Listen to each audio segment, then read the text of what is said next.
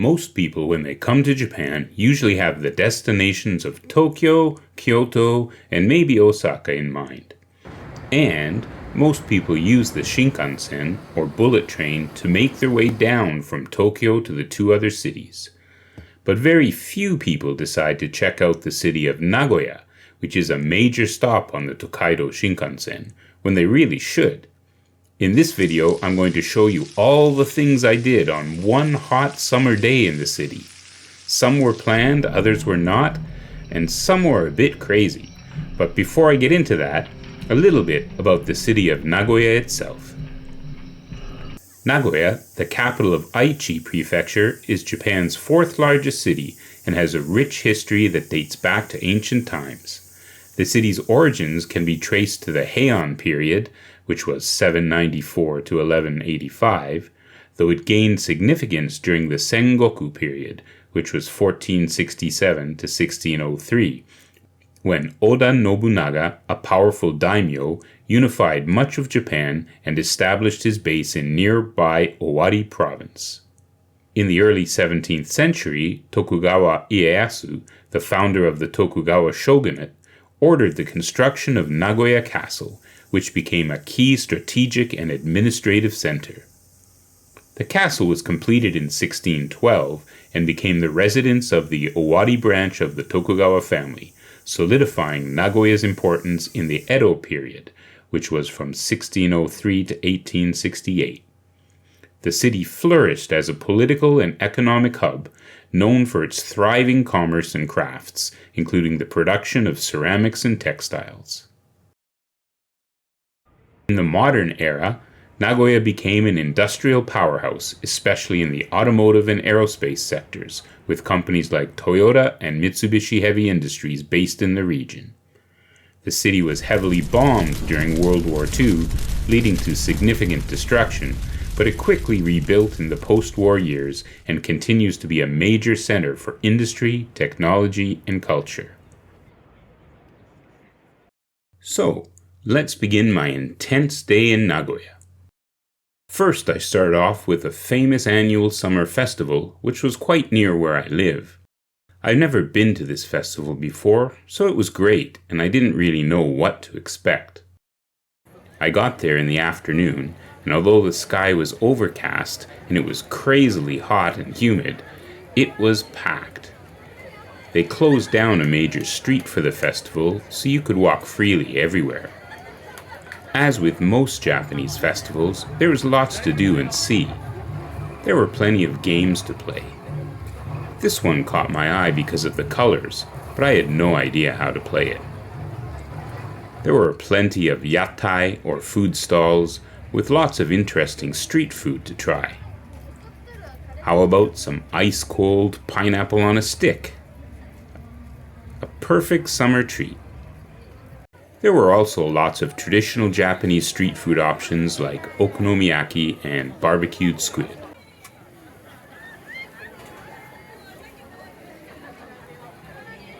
And for this festival, the main attraction was a parade of floats.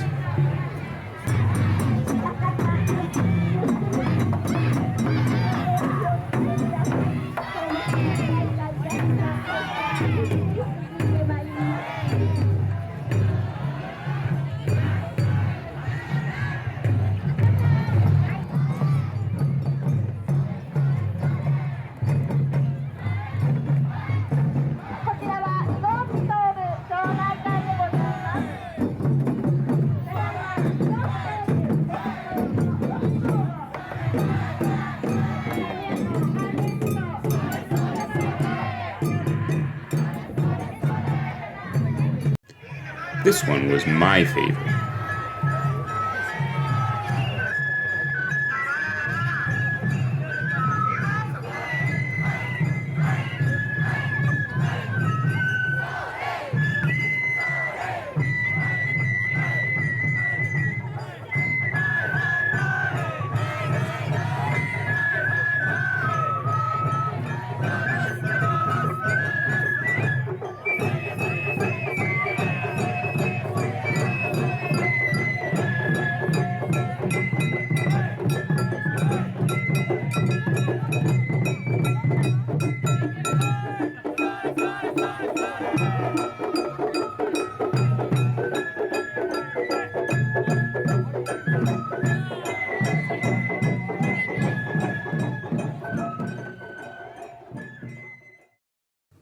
Well, I've been to a lot of Japanese festivals, so I decided to move on to my next stop.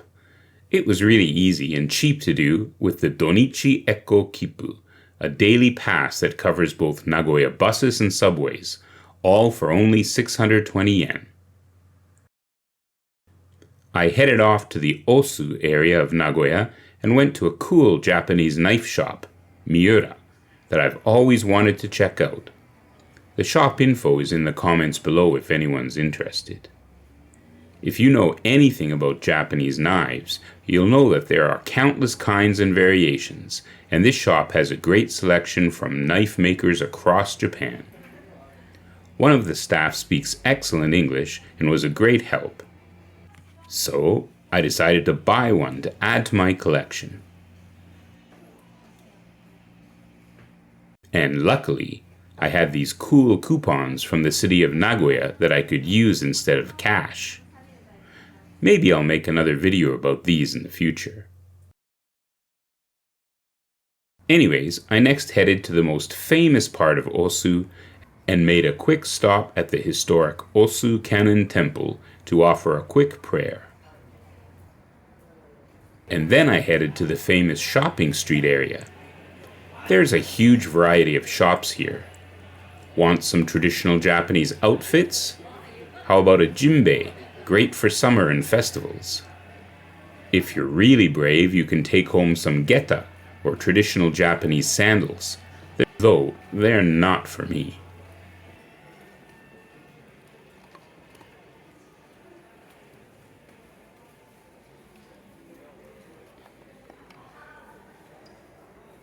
Anyways, I was walking on the street when I heard some music coming from somewhere. I followed the sounds and found, in front of a shrine on a back street, a Japanese idol performance with lots of fans watching.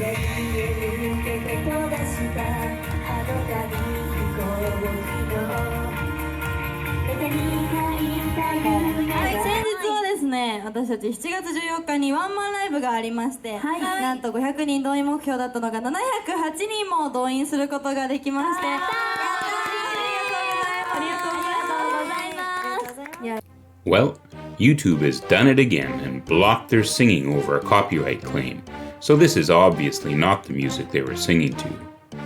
But I thought I'd let you watch their dancing for a bit to get a feel of what their performance was like.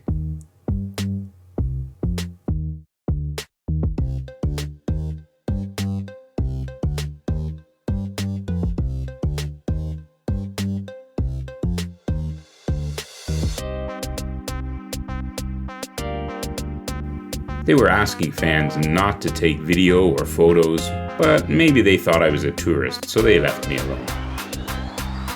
Japanese idol groups aren't really my thing, but it was certainly interesting to see in person. No idea who they were, though. Once I had enough of that, I headed off to the Sakae part of Nagoya City. They have their own, not too tall tower, which I've been to many times, but I wasn't prepared for Godzilla or Gojira in Japanese. I found out later that there was a Godzilla promotional event going on somewhere in the area, but at that time I had no idea why Godzilla was there, but it was pretty cool though.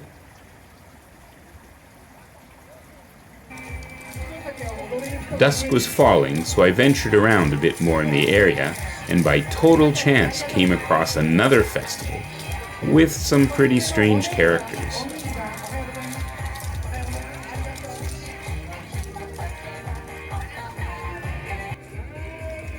Even though this was more of a mini festival compared to earlier in the day, the good thing about Japanese festivals is that they're for all ages.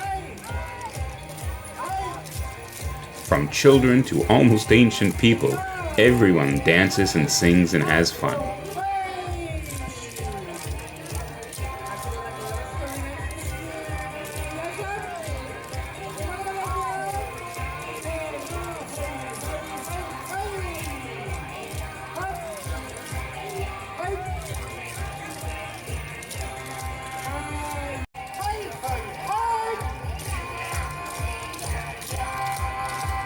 No idea again who these guys were, but they certainly were energetic.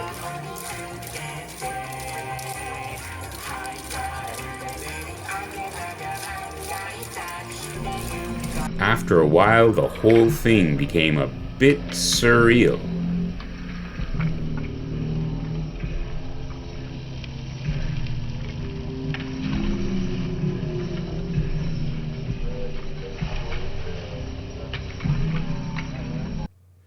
Alright, well, I was getting hungry, so I just randomly checked out some restaurants in the area and found this kushikatsu, or deep-fried skewer restaurant, and decided to give it a try. It was a tiny shop, but the owner was funny and accommodating, and the food was pretty good too. Now, in my opinion, most mom-and-pop shops like this in Japan don't really have very interesting desserts. So on my way home, I decided to stop by a place I had heard about for one of the strangest, or cutest depending on how you see it, desserts I've had in Japan. So this is what all the fuss is about. Can you guess what it is? It looks like a dog to me. Actually, it's an ice cream dog. Burudogu ice, as this restaurant calls it. What do you think?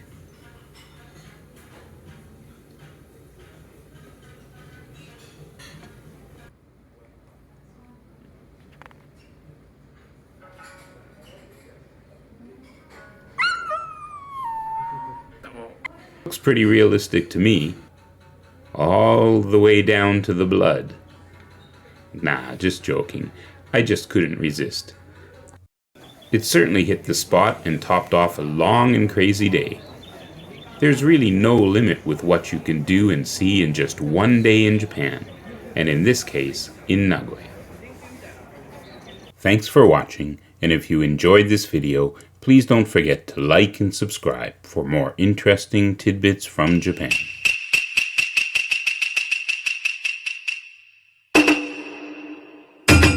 Yo!